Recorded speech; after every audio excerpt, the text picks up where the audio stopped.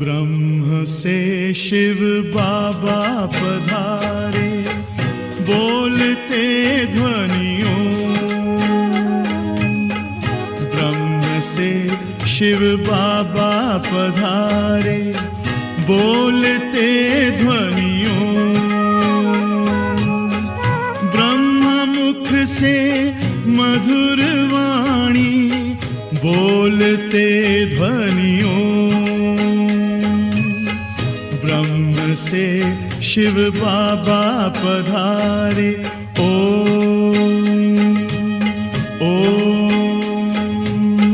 ओम शांति।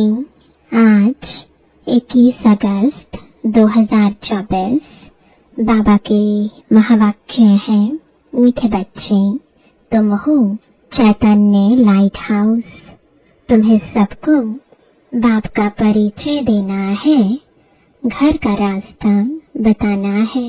प्रश्न है, आगे चलकर कौन सा डायरेक्शन और किस विधि से अनेक आत्माओं को मिलने वाला है? उत्तर है, आगे चलकर बहुतों को यह डायरेक्शन मिलेगा कि तुम ब्रह्मा कुमार कुमारियों के पास जाओ तो तुमको यह वैकुंठ का प्रिंस बनने का ज्ञान देंगे। यह इशारा उन्हों को ब्रह्मा के साक्षात्कार से मिलेगा। अक्सर करके ब्रह्मा और श्री कृष्ण का ही साक्षात्कार होता है। जैसे आदि में साक्षात्कार का पाठ चला, ऐसे ही अंत में भी चलने वाला है। ओम शांति। रूहानी बाप बच्चों से पूछते हैं, सबसे तो नहीं पूछ सकते। नलिनी बेटी से पूछते हैं कि यहाँ क्या कर रही हो, किसकी याद में बैठी हो? बाप की। सिर्फ बाप की याद में बैठी हो या और भी कुछ याद है? बाप की याद से तो विकर्म विनाश होंगे, और क्या याद करते हो? यह बुद्धि का काम है ना। हम आत्माओं को अपने घर जाना है तो घर को भी याद करना है। अच्छा, और क्या करना है? क्या घर में ही जाकर बैठ जाना है? विष्णु को सुदर्शन चक्र दिखाते हैं ना, उनका अर्थ भी बाप ने अब समझाया है। स्व अर्थात आत्मा को दर्शन हुआ 84 जन्मों के चक्र का, तो वह चक्र भी फिर आना पड़े। तुम जानते हो, हम 84 का चक्र लगाकर घर जाएंगे, फिर वहां से आएंगे सतयुग में पाठ बजाने, फिर 84 का चक्र लगाएंगे। विष्णु को कोई चक्र होता नहीं, वह तो है सतयुग का देवता। विष्णुपुरी कहो या लक्ष्मी नारायण की पुरी कहो, स्वर्ग कहो, स्वर्ग में लक्ष्मी नारायण का राज्य था। अगर राधे कृष्ण का राज्य कहते हैं तो यह भूल करते हैं। राधे कृष्ण का राज्य तो होता नहीं, क्योंकि दोनों अलग अलग राजाई के प्रिंस प्रिंसेस थे। राजाई के मालिक तो फिर स्वयंवर के बाद बनेंगे। तो यह जो विष्णु को चक्र दिया है, यह चक्र है तुम्हारा। तो यहाँ जब बैठते हो तो सिर्फ शांति में नहीं बैठना है, वर्षा भी याद करना है, इसलिए यह चक्र है। बाप कहते हैं, तुम लाइट हाउस भी हो, बोलता चलता लाइट हाउस हो। एक आंख में है शांति धाम, एक आंख में है सुख धाम। दोनों को याद करना पड़ता है। याद से तो पाप कटने हैं। घर को याद करने से घर में चले जाएंगे, फिर चक्र को भी याद करना है। यह सारे चक्र की नॉलेज तुमको ही है। 84 का चक्र लगाया है। अब यह अंतिम जन्म है मृत्यु लोक में।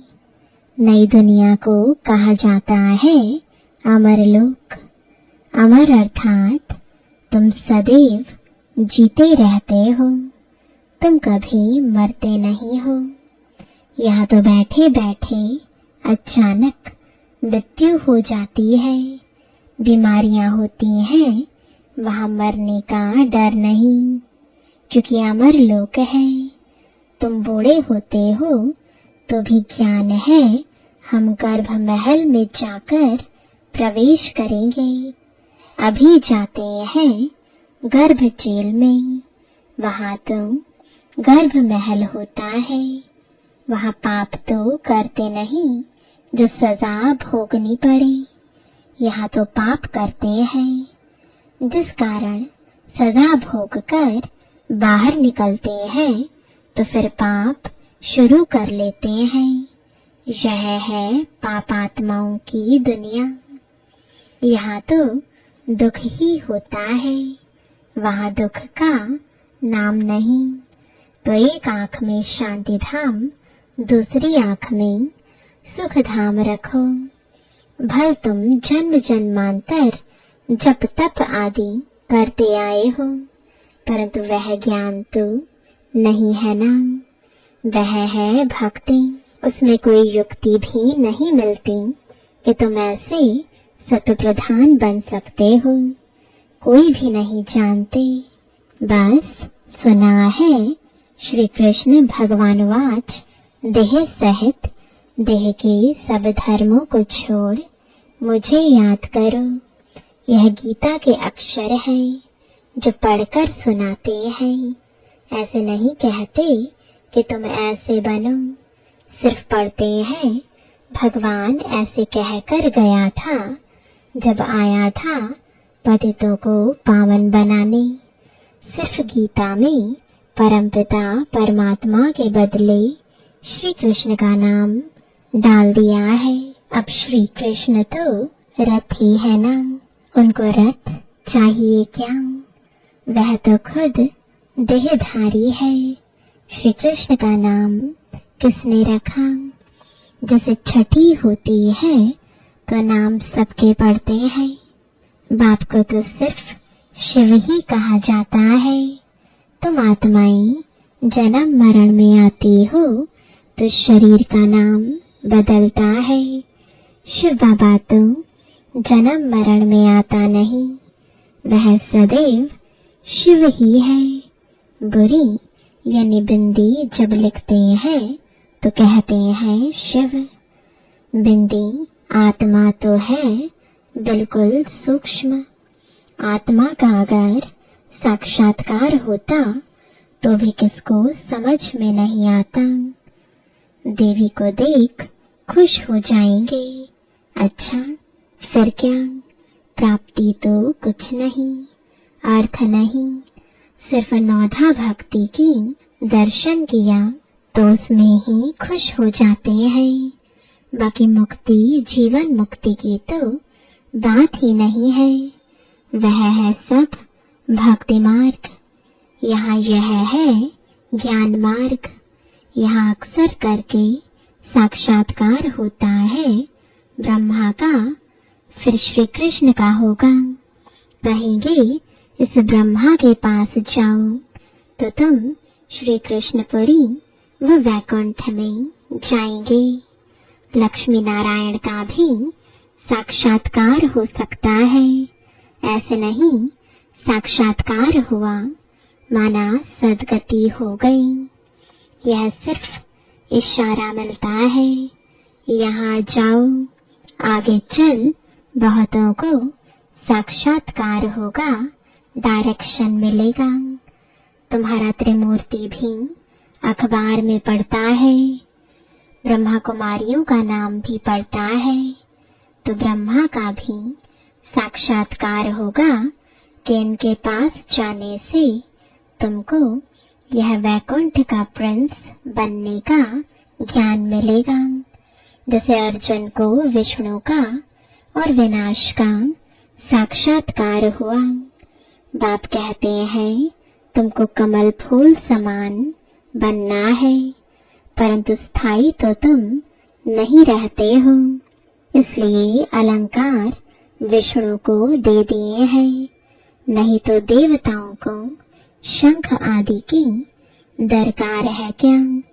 मुख से सुनाने को शंख ध्वनि कहा जाता है।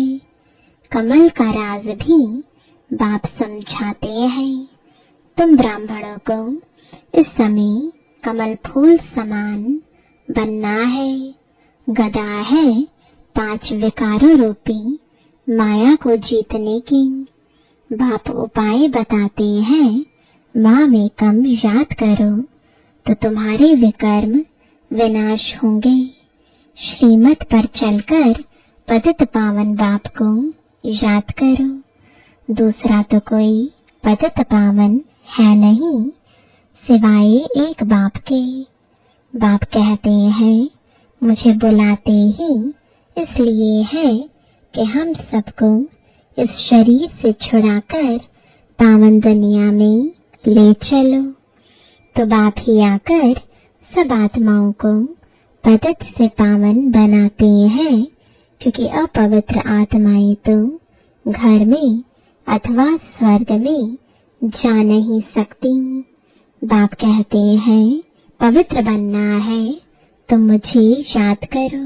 याद से ही तुम्हारे पाप कटते जाएंगे, यह मैं गारंटी करता हूँ। बुलाते हैं हे पतित पावन आओ, हमको पावन बनाकर नई दुनिया में ले चलो। तो कैसे जाएंगे? कितनी सीधी बात बताते हैं। बाप की सहज नॉलेज और सहज बात है। कहते हैं कामकाज करते हुए मुझे याद करो। भल नौकरी आदि करो, भोजन बनाओ, तो भी याद में रहकर तो भोजन भी शुद्ध होगा। इसलिए गाया जाता है ब्रह्मा भोजन के लिए देवताओं को भी दिल होती है। यह बच्चियां भी भोग लेकर जाती हैं तो वहाँ महफिल होती है। ब्राह्मणों और देवताओं का मेला लगता है। भोजन स्वीकार करने आते हैं। ब्राह्मण लोग जब भोजन पान करते हैं तो भी मंत्र जपते हैं। ब्रह्मा भोजन की बहुत महिमा है। सन्यासी तो ब्रह्म को ही याद करते हैं। वह है हद के सन्यासी। कहते हैं हमने घर बार मिल्कियत आदि सब छोड़ा है, फिर अभी अंदर घुस पड़ते हैं। तुम्हारा है बेहद का सन्यास। तुम इस पुरानी दुनिया को ही भूल जाते हो। तुमको फिर जाना है नई दुनिया में। घर गृहस्थ में रहते बुद्धि में यह है कि अब हमको जाना है सुख धाम वाया शांति धाम। शांति धाम को भी याद करना पड़े। बाप को शांति धाम और सुख धाम को याद करते हैं। यह हमारा बहुत जन्मों के अंत का जन्म है। 84 जन्म पूरे हुए। सूर्यवंशी से चंद्रवंशी, फिर वैश्य शूद्रवंशी बने। वे लोग फिर कहते आत्मा सुपरमात्मा। आत्मा को कोई लेप छेप नहीं लगता, क्योंकि आत्मा ही परमात्मा है। बाप कहते हैं यह भी उन्हों का उल्टा अर्थ है। बाप बैठ हम सु का अर्थ समझाते हैं। हम आत्मा परमपिता परमात्मा की संतान हूँ। पहले पहले हम स्वर्गवासी देवता थे, फिर चंद्रवंशी क्षत्रिय बने, 2500 वर्ष पूरा हुआ, फिर वैश्य शूद्रवंशी विकारी बने। अब हम ब्राह्मण चोटी बनते हैं, यहाँ बैठे हैं जैसे कि 84 की बाजोली खेलते हैं। यह बाजोली का भी ज्ञान है। आगे तीर्थों पर जाते थे तो भी ऐसे बाजोली करते, निशान डालते जाते थे। अभी तुम्हारा तो सच्चा तीर्थ है शांति धाम और सुख धाम। तुम हो रूहानी पंडित, सबको राय देते हो बाप को याद करो तो शांति धाम चले जाएंगे। साधु संत आदि सब शांति धाम में जाने के लिए ही मेहनत करते हैं, परंतु जा कोई भी नहीं सकते। जाएंगे फिर सारा होल लॉट इकट्ठा। बाप ने समझाया है सतयुग में तो बहुत थोड़े होते हैं, फिर वृद्धि होती जाती है। तो तुम हो स्वदर्शन चक्रधारी, देवताएं नहीं है, परंतु इस समय तुम्हारी माया के साथ युद्ध चल रही है। उस लड़ाई में भी जिसको जोरदार समझते हैं तो फिर उनके पास जाकर शरण लेते हैं। अभी तुम किसकी शरण लेते हो? स्त्री पुरुष दोनों कहते हैं हम शरण पड़ते हैं तेरी। मेरा तो एक शिव बाबा, दूसरा न कोई। सब आत्माओं का बाप तो एक है ना, उस एक के तुम बच्चे हो। साधु संत तो एक नहीं है, अनेक भगवान हो जाते हैं। जो घर से रूठे वह भगवान, फिर बड़े बड़े साहूकार करोड़पति जाकर उन्हों के शिष्य बनते हैं और महफिल मनाते हैं गंदे खान पान की। तुम प्रधान मनुष्य है ना। हिंदुओं को फिर अपने धर्म का ही पता नहीं है। बाप समझाते हैं तुम तो वास्तव में आदि सनातन देवी देवता धर्म के हो, परंतु पतित बन गए हो, इसलिए अपने को देवता कहला नहीं सकते। वह धर्म ही प्राय लोप हो गया है। मनुष्य कितने विकारी क्रिमिनल आई वाले हैं। एक मिनिस्टर बाबा के पास आया था, बोला हमारी तो क्रिमिनल आई जाती है। अब बाप समझाते हैं बच्चे सिविल आई बनो। जब तक क्रिमिनल आई जाती है तब तक तुम पतित हो। अपने को भाई भाई समझो तो वह क्रिमिनल दृष्टि उड़ जाएगी। हम आत्मा भाई भाई हैं, एक बाप से वर्षा ले रहे हैं। आत्मा का तख्त यह भ्रुकुटी है, इसको कहा जाता है अकाल तख्त। अकाल आत्मा इस तख्त पर विराजमान है। यह तो मिट्टी का पुतला है, सारा पाठ आत्मा में ही भरा हुआ है। बाप कहते हैं मैं 5000 वर्ष के बाद आता हूँ तुम बच्चों को वर्षा देने। तुम जानते हो हम आए हैं हेल्थ, वेल्थ, हैप्पीनेस का वर्षा लेने। सतयुग में अथाह धन मिलता है। तुम 21 पीढ़ी देवता बनते हो। बुढ़ापे बगैर कभी कोई मरेगा नहीं। यहाँ तो बैठे बैठे अचानक मर पड़ते हैं, गर्भ में अंदर भी मर पड़ते हैं। वहाँ तो दुख का नाम नहीं होता। उनको कहा जाता है सुख धाम, राम राज्य। यह है दुख धाम, रावण राज्य। सतयुग में रावण होता ही नहीं। तो यह 84 का चक्र भी बुद्धि में तुमको याद रहेगा। बहुत खुशी रहेगी। तुम जानते हो हम नए विश्व के अर्थात सतयुग के मालिक बनने वाले हैं।